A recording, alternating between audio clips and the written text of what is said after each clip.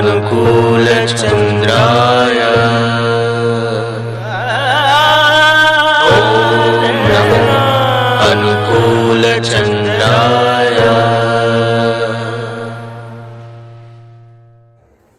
জীবনে আসে অন্ধকার, অমানিসার অন্ধকার, কিন্তু মানুষের জীবনে যদি গুরু থাকে তাহলে আমরা অন্ধকার থেকে আলোর দিকে যাই, ছুটে যেতে পারি।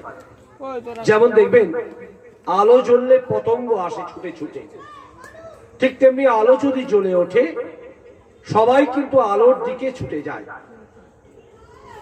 আজকে সৌরভ প্রামাণিক ও সরস্বতী পূজার যে প্যান্ডেল করেছে, ওখানেও দেখলাম করোনা ভ্যাকসিন বা করোনা পিপি ইত্যাদি নানা রকম যে সমস্ত করোনা নিয়ে আমরা যে ভারাক্রান্ত হয়ে আছি, তো সেই বিষয়টা থিমটা সামনে রেখেও আয়োজন করেছে। আমার খুব ভালো লাগলো, যদিও আমিও সারা বাংলা, বিহার, উড়িষ্যা ঘুরছি, এই থিমটা আমার খুব ভালো লেগেছে। শ্রী শ্রী ঠাকুর নকুল চন্দ্র তিনি শুধুই করোনা নয়, মানুষের জীবনের বাঁচার তুকগুলি হিমায়তপুর থেকে দেওঘর 81 বছর ধরে আমাদের সামনে তুলে ধরেছেন। তাই ঠাকুর নকুল চন্দ্র শুধু সৎসঙ্গীদের জন্য নয়, আমরা ভাবি বোধহয় ওটা সৎসঙ্গের জিনিস না। সৎ কথার অর্থই কিন্তু ভালো থাকা, বেঁচে থাকা, এটা কিন্তু সকলের জন্য। তাই ঠাকুর নকুল চন্দ্র শুধু আমার জন্য নয়, কিন্তু তিনি আমেরিকার, তিনি রাশিয়ার, তিনি ইংল্যান্ডের, তিনি প্রত্যেকটা ভালোবাসাকারী মানুষের জন্য কিন্তু ঠাকুর নকুল চন্দ্র। তাই সৎসঙ্গ, ঠাকুর বললেন Satsang is the saviour of the world. সারা বিশ্বকে সৎসঙ্গ একদিন পথ দেখাবে।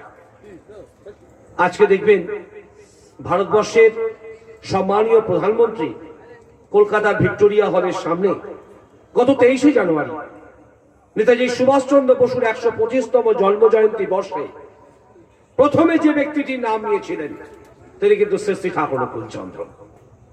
এবং তার যে মানব সেবা, তার যে মানুষের জন্য কল্যাণকামী প্রচেষ্টা, তাও তিনি তুলে ধরেছেন।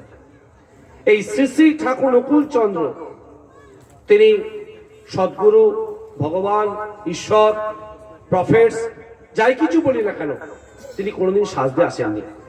তিনি শুধু মানুষকে ভালোবাসতেন, মানুষের কাঙ্গাল ছিলেন, মানুষ পাগল ছিলেন।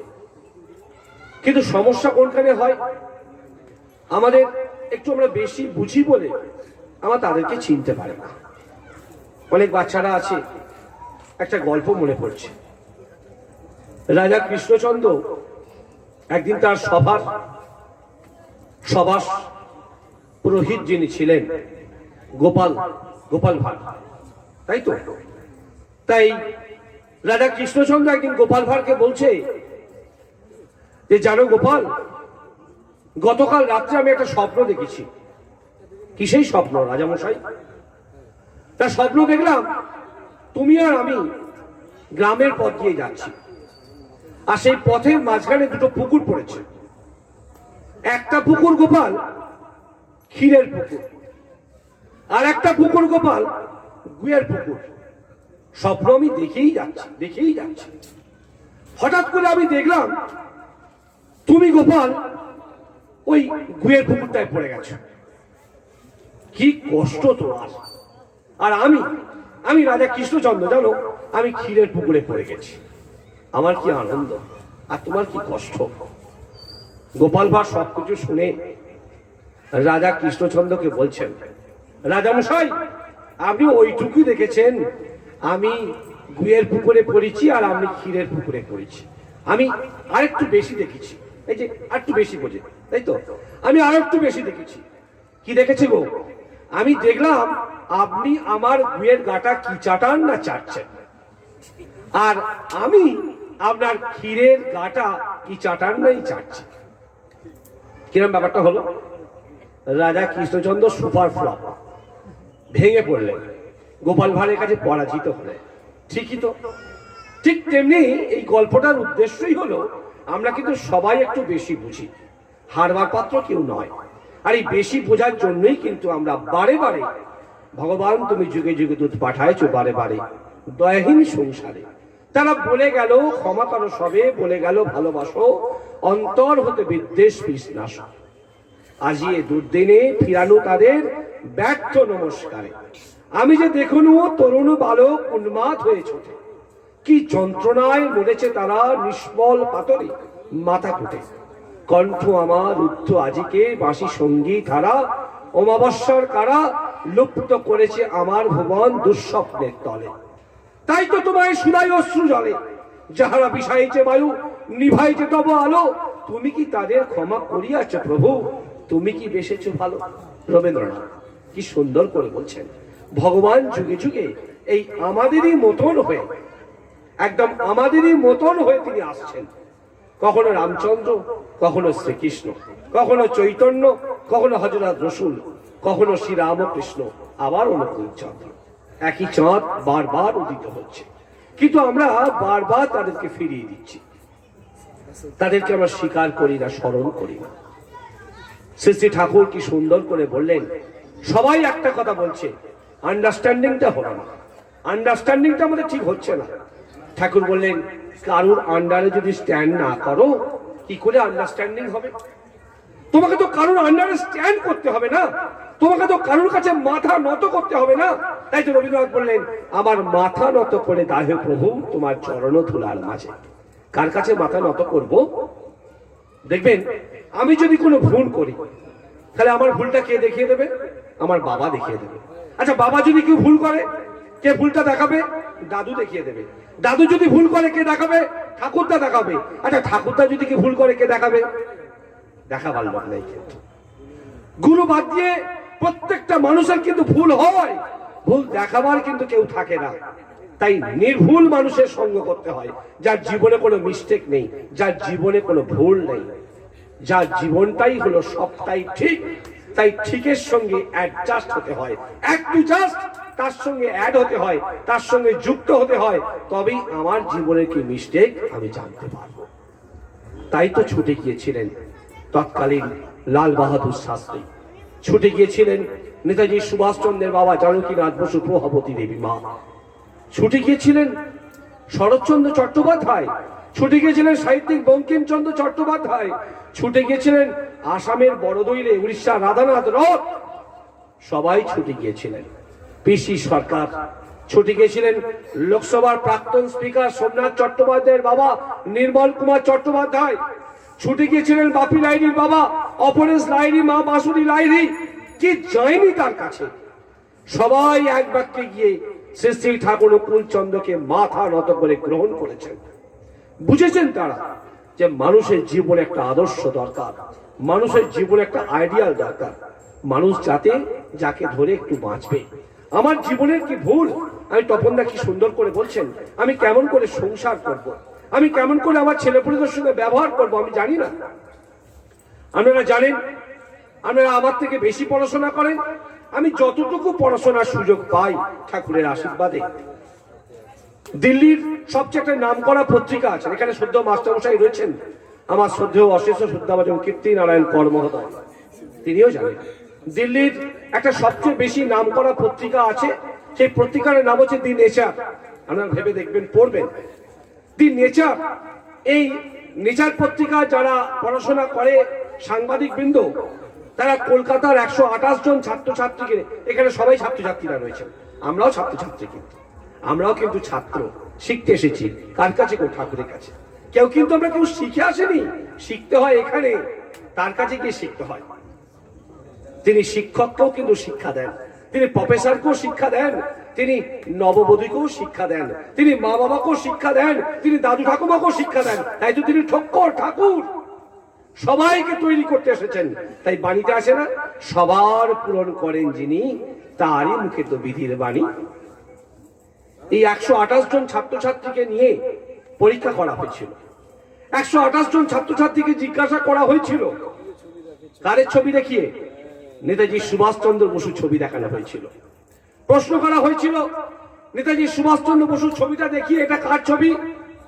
বিদ্যালয়ের ছেলেমেয়েরা সবাই মিলে বলে উঠেছিল, ইনি একজন ইন্ডিয়ান আর্মির সদস্য। মানে নেতাজি সুভাষচন্দ্র বসু পুলিশের পোশাক ছিল, তাই ছাত্রছাত্রীরা বলে উঠল, উনি একজন ইন্ডিয়ান আর্মির সদস্য। কে এই নেতাজি সুভাষচন্দ্র বসু জানে না। দেখানো হলো বিশ্বকবি রবীন্দ্রনাথ ঠাকুরের ছবি, এটাকে বলছি এ আবার কি দাড়িওয়ালা দাদু। তারপরে আবার জিজ্ঞাসা করা হলো ক্ষুদিরামকে দেখিয়ে, কে এটা? ফাঁসি কাঠের আসামি। এই যে গলায় ফাঁস দিয়ে ঝুলছে, বলছে ফাঁসি কাঠের আসামি, জানেন এটা ক্ষুদিরাম বসু। এরম করে দেখাতে দেখাতে বলতে বলতে যখন সব হারাতে বসেছে, তারপর জিজ্ঞাসা করা হলো, আচ্ছা একটা মহাপুরুষের নাম বলো তো। সব ছাত্রছাত্রীরা বসে আছে, একটা মহাপুরুষের নাম বলো তো। সবাই মিলে বলে উঠলেন অমিতাভ বচ্চন। মহাপুরুষ অমিতাভ বচ্চন। তারপরে জিজ্ঞাসা করা হলো একটা ঝগড়া দিয়ে বাক্য রচনা লেখো তো। সঙ্গে সঙ্গে একটা বাচ্চা বলে উঠলো আমার মা বাবা প্রতিদিন ঝগড়া হয়। এগুলো এখনকার ট্র্যাডিশন। শ্রী শ্রী ঠাকুর চন্দ্র বললেন যে স্বামী স্ত্রীতে ঝগড়া করে, ছেলে পুলে দেখে, গোল্লারি সদরদারে বাঁচা করে রাখে। এখনকার ছোট ছোট বাচ্চারা হয়তো বুঝবে না, কিন্তু মা বাবারা বুঝবেন যে ছোট ছোট বাচ্চারা যেটা দেখে সেটা প্রিন্ট আউট হয়ে যায়, সেটা মাথার ভেতরে খেলে যায়। আর পুরুষের মাথায় লিথোশীল পদার্থ কম আছে, তাই দেখবেন যা দেখে ওরা সহজেই ভুলে যায়। পুরুষ যা দেখে সহজেই ভুলে যায়, কিন্তু নারীর মাথায় মানে মেয়েদের মাথায় লিথোশীল পদার্থ বেশি আছে, যেটা দেখে মরতে ভুলতে চায় না। বাপরে বাপ। তাই শ্রী শ্রী ঠাকুর অনুকূলচন্দ্র বললেন না জাগিলে ভারত ললনা, এই জগৎ জাগে না যে জাগে না। তাই তিনি মায়েদের প্রতি জোর দিলেন। ভেবে দেখবেন আজকে সম্মানীয় সরকার, কি রাজ্য সরকার আর কি ভারত সরকার, নারী প্রগতি নিয়ে কতই না কিছু হচ্ছে। আচ্ছা, শ্রী শ্রী ঠাকুর অনুকূলচন্দ্র আজ থেকে 100 বছর আগে হিমায়তপুরে পদ্মার খুব বিবিধ জায়গায় মেয়েদের ঘোড়ার গাড়ি চড়া শেখাচ্ছেন, ঘোড়ার পিঠে চড়ে চড়া শেখাচ্ছেন, মেয়েদের লাঠি খেলা শেখাচ্ছেন। কিন্তু সবটাই মেয়েদের বৈশিষ্ট্য মাফিক। মেয়েটাকে ওপেন টু অল সকলের সামনে করে দেওয়ার জন্য নয়। মেয়েরা মেয়েদের বৈশিষ্ট্য নিয়ে বেঁচে উঠবে, আর ছেলেরা ছেলেদের বৈশিষ্ট্য নিয়ে বেঁচে উঠবে। কিন্তু সমস্যাটা কোনখানে হলো, ওই ছেলেরা ওই মেয়েদের পোশাক নিতে আরম্ভ করলো, আর মেয়েরা ছেলেদের পোশাক পরতে আরম্ভ করলো। পুরুষ মাগে নারী প্রণয়, নারী মাগে টাকা, এমনি করেই চলতি জগৎ বাঁচা বাড়ায় ফাঁকা। বাঁচা এবং বাড়া হলো না, অথচ আমরা ধর্ম করি। তাই ঠাকুর ধর্মের ব্যাখ্যা দিলেন বিং অ্যান্ড বিকামিং। ধর্ম মানে বাঁচা এবং বাড়া। একটা মানুষের জীবনে যদি আদর্শ থাকে, সে 100 মিস্টেক করবে, মানে 100 খানা ভুল করতে পারে। আর যদি আদর্শ না থাকে 1000 মিস্টেক করবে, হাজারও বেশি ভুল করবে। যদি কেউ বলতে চায়, I can challenge you, microphone আমি ছেড়ে দিতে পারি, যে মানুষের জীবনে আদর্শের দরকার নেই, গুরুর দরকার নেই, আমি লেখাপড়া শিখেছি, আমার স্কুল আছে, কলেজ আছে, কোচিং আছে, আমি সমাজের একজন হয়ে দাঁড়াবো, হতে পারে না। ঠাকুর বাড়ি দিচ্ছেন বিদ্যাসাগর, স্যার আশুতোষ কোথায় পেলেন শক্তি? দেখরে চেয়ে তার পিছনে আছেই মাতৃভক্তি। আছেই কি আছে? এই যে মা বাবার প্রতি ভক্তি, এই যে মায়েদের শ্বশুর শাশুড়ির প্রতি ভক্তি, এই যে নত হওয়া, এর মধ্যে কিন্তু অনেকটা জানা যায়, অনেকটা ভালোবাসা শ্রদ্ধা চাষ করা যায়। তাই মাথা নত করতে হয়। আমরা দীক্ষিত হলাম বা না হলাম সেটা বড় কথা নয়, কিন্তু আমি আমার জীবনে একটা আদর্শ যদি না থাকে, তাহলে আমি কেমন করে বলবো আমার জীবনের ভুলটা কোথায়? ঠাকুর বলেন তুমি তোমার নিজের দশের বর্তমান ভবিষ্যতের জন্য তুমি দায়ী। শ্রী শ্রী ঠাকুর অনুকূলচন্দ্র হিমায়তপুরে বলছেন যে কিছু খাবার আগে হাত ধুয়ে খেতে বলছেন, তাই তো? নাকে মুখে আঙুল দিয়ে অমনি তাহা ধুতি হয়, নইলে কোটি লোকের হাতে নষ্ট মানুষ হই প্রায়। লেখাপড়া জানেন না, জীবনে মাধ্যমিকটাও তার দেওয়া হয়নি, তাই তো? সেই মানুষটা হিমায়তপুরে বলছেন। আর আজকে দেখুন বিখ্যাত খেলোয়াড় সচিন তেন্ডুলকার, তিনি বলছেন যে মিড ডে মিলে খাবার আগে ভালো করে হাতটা ধুয়ে নাও। মানুষ কিন্তু সেটা শুনছে, কিন্তু আধ্যাত্মিক জগতের গুরু শ্রী শ্রী ঠাকুর অনুকূলচন্দ্রের কথাকে হিমায়তপুরের মানুষ থেকে আজ থেকে 100 বছর পরও কিন্তু মানুষ বার্তা দেয়। তাই করোনা, তাই কিন্তু করোনা। আমি একটা ওষুধের দোকানে ওষুধ কিনতে গিয়েছিলাম। ওষুধটা কেনার পর যখন আমি হাতে পয়সা দিয়েছি, আমার থেকে হাত থেকে পয়সা নিচ্ছে না। আমি ভাবলাম পয়সা দিচ্ছি, পয়সা নিচ্ছে না। তা কি করলো, একটা বড় হাতার মতো সেই বাড়িয়ে দিয়ে তাকে একটা হাতার মতো করা আছে, গোল মতো করা আছে। বলছে আপনি ওই ওই ওই ওই ওই হাতাটার ওপরটা দিয়ে দিন, আমার হাত থেকে পয়সা নেবে না। পয়সাটা ওই হাত থেকে নেবার পর ভালো করে পয়সাটা নেওয়ার পর আবার স্যানিটাইজ করে নিল। আমি জিজ্ঞাসা করলাম এটা কতদিন করবে? বলছে যতদিন করোনার এই নিয়মগুলো থাকবে, এরপর আর করবো না। তার মানে পুলিশের ভয়ে, সম্মানীয় সরকারের হয়তো ভয়ে ওইগুলো করছে, জীবনের জন্য নয়। আর ঠাকুর বললেন টাকায় হাত দিয়ে বারে বারে হাত দিতে বলছেন ডেটল জলে। আবার কি বলছেন, আমরা কি করছি, বাজার থেকে কোনো জিনিস কিনে এনে আমরা কি করছি, আগে স্যানিটাইজ ফ্যাঁচ ফ্যাঁচ করে দিয়ে দিলাম। বাপ রে বাপ, সে হাত ধুয়ে দিয়ে হাত হয়ে যাবার খা। আর ঠাকুর বললেন বাজার থেকে কোনো জিনিস কিনে এনে ভালো করে পরিষ্কার পরিচ্ছন্ন করে ধুয়ে রোদ্দুরে দিয়ে দিতে বলছেন। স্যানিটাইজারের বাড়া, তখন তো স্যানিটাইজার ছিল না, তখন ছিল কি ছিল না, এখন স্যানিটাইজার। তাই তো অনেকে ভুল করে চরণামৃত করে খেয়ে নিচ্ছে, যারা হাত ধুতে দিয়েছে তাই চরণামৃত করে খেয়ে নিচ্ছে। শ্রী শ্রী ঠাকুর অনুকূল চন্দ্র বললেন এই একটার পর একটা চলতে চলতে চলতে দেশের কি প্রয়োজন, দেশের মানুষ কি করে ভালো থাকবে সে বিষয়ে কারোর নজর ছিল না। তাই সদ্য তপনদা বললেন মানুষের জীবনে একটা আদর্শ, একটা সদ্গুরু, একটা শ্রদ্ধা করার জায়গা যদি না থাকে, শ্রদ্ধা করার মানুষ যদি না থাকে, সে কাউকে কোনোদিন মানবে না, কারোর কাছে কোনোদিন শিখবে না, সে জানতেই পারবে না বঙ্কিমচন্দ্রের কথা, এই জীবন লইয়া আমি কি করিব। এই যে জীবনটা চণ্ডীদাস বলছে, শুন হয়ে মানুষ ভাই, সবার উপরে মানুষ সত্য, তাহার উপরে নাই। এই যে মনুষ্য জন্ম আমি এত কষ্ট করে পেলাম, কি করবো আমি এই জীবনটা নিয়ে? বঙ্কিমচন্দ্র চট্টোপাধ্যায় বলছেন এই জীবন লইয়া আমি কি করিব। রবীন্দ্রনাথ বলছেন মানুষের জীবনে এই আদর্শ প্রিয় পরম যদি না থাকে, শোনো বিশ্বজন, শোনো অমৃতের পুত্র যত দেবগণ, দিব্য ধামবাসী আমি জেনেছি তাহারে সেই মহন্ত পুরুষ, তার প্রাণে চাহিয়া তারে জেনে মৃত্যুরে লঙ্ঘিত বড় অন্য পথ নাহি। আর কোন পথ নেই। মহাজন কত সুপন্থা, মহাজন শ্রেষ্ঠজন যে পথে গমন করেছেন সেই পথে সবাই মিলে চলো, দেখবে পরিবার, পরিবেশ, সামাজিক, রাষ্ট্রিক সবাই মিলে শুভে সুন্দরে আমরা ভালো থাকবো, সুন্দর থাকবো। আজকে সৌরভের এই প্রচেষ্টা, এখানকার মানুষের যে সহযোগিতা, শ্রী শ্রী ঠাকুর অনুকূল চন্দ্রকে সামনে বসিয়ে যে আয়োজন, মানুষের জীবনে এটা বড় প্রয়োজন। শ্রী শ্রী ঠাকুর অনুকূল চন্দ্রকে জীবনে গ্রহণ করতে হয়। দেখবেন আমরা কিন্তু একটা মানুষকে ফেলে দিতে পারি, বেশিক্ষণ সময় লাগে না, কিন্তু তাকে যদি আপন করে নিয়ে, গ্রহণ করে নিয়ে, বরণ করে নিয়ে আমার সংসারে ঠাঁই দিই, আমার সংসারে জায়গা দিই, তাহলে দেখবেন তিনি কেমন করে আমার প্রতি শ্রদ্ধাশীল হয়ে আমাকে ভালোবাসছেন, আমাকে ভালো রাখতে এসেছেন।